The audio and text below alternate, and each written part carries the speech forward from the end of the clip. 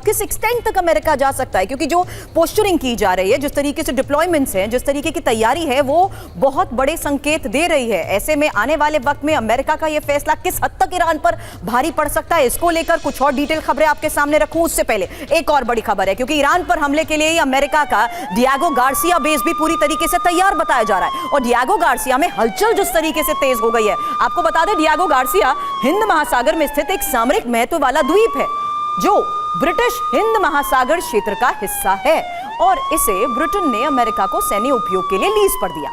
Iran और Diego Garcia के बीच में 2000 किलोमीटर की दूरी है।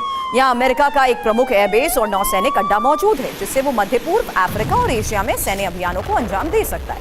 ईरान इजराइल की जंग में डिएगो गार्सिया का बेहद अहम रोल है और अगर अमेरिका ईरान पर हमला करता है तो डिएगो गार्सिया से दर्जनों अमेरिकी B-1, B-2, B-52 बमवर्षक विमान उड़ान भरेंगे।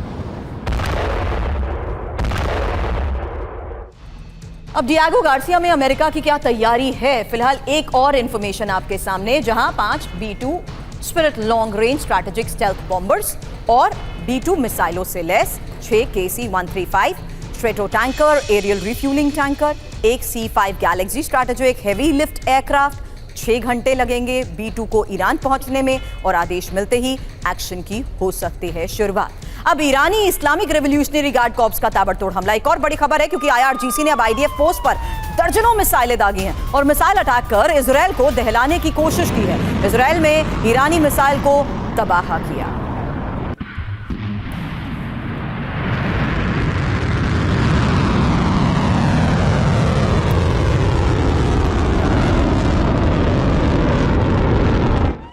और इजराइल के तेल अवीव पर जोरदार हमले की एक और बड़ी खबर है, ईरान ने मिसाइल से IDF फोर्स को निशाना बनाया। मिसाइल हमले के बाद IDF फोर्स में जोरदार धमाके की ये तस्वीर देखिए।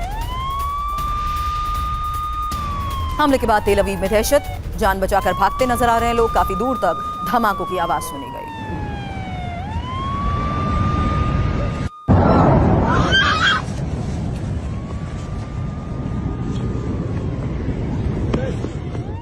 तेल अवीव में ईरानी मिसाइलों से भीषण हमले की एक और बड़ी तस्वीर आपके सामने होगी, जहां बैलिस्टिक मिसाइल से तेल अवीव पर अटैक और एक्टिव मोड में इजराइल का एयर डिफेंस, ईरानी बैलिस्टिक मिसाइल्स को तबाह किया।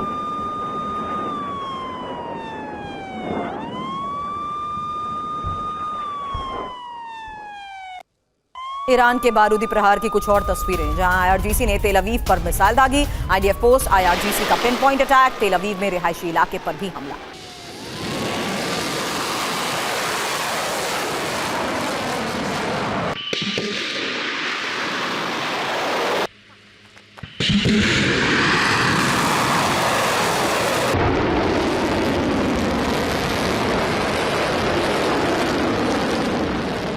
इजराइल पर ईरान का विनाशक प्रहार, ईरानी मिसाइलों को इजराइल ने इंटरसेप्ट किया। आयरन डोम ने ईरानी मिसाइलों को तबाह किया है।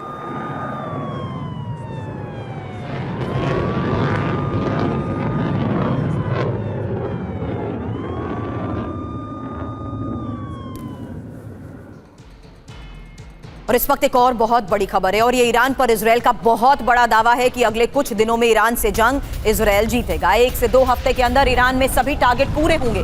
परमाणु कार्यक्रम ईरान बंद करेगा, IDF की तरफ से किया गया दावा, क्योंकि अब इजराइल ने जिस तरीके से पहले ही दिन टॉप लीडरशिप के साथ साथ न्यूक्लियर मिशन में जुटे साइंटिस्ट को तबाह कर दिया, उससे साफ है कि इजराइल कैसे स्ट्रैटेजिकली ऑपरेशंस को अंजाम दे रहा है। ऐसे में IDF की तरफ से किया जा रहा है एक बहुत बड़ा दावा कि आने वाले वक्त में बहुत जल्द ईरान परमाणु कार्यक्रम बंद करेगा और इस बीच 1 से 2 हफ्ते के अंदर ईरान में सभी टारगेट्स पूरे होंगे।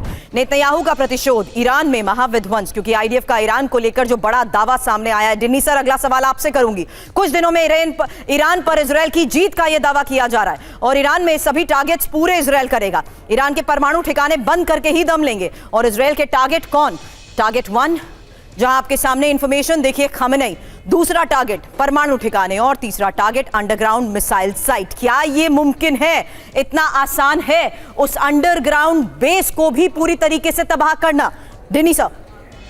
मैम देखिए, बोथ ये जो दोनों जो मिलिट्री ऑब्जेक्टिव्स और जो पॉलिटिकल ऑब्जेक्टिव्स हैं, ये मुझे लगता नहीं है कि इतना आसान तरीके से इजराइल कर पाएंगे। कारण उसका ये है कि जो न्यूक्लियर इंस्टॉलेशंस है वो जमीन से 50 मीटर से लेकर 100 मीटर तक के अंडरग्राउंड है। और आज की तारीख में इजराइल के पास ऐसा बॉम्ब नहीं है जो कि इस तरह का उसको बर्बाद करे। इवन अगर GBU 57 यूज करते हैं उसका भी अबाउट 65 मीटर्स तक ही उसका इफेक्टिवनेस रहता है। अगर ईरान ने उससे भी नीचे रखा है तो उसको डिस्ट्रॉय करना मुश्किल है।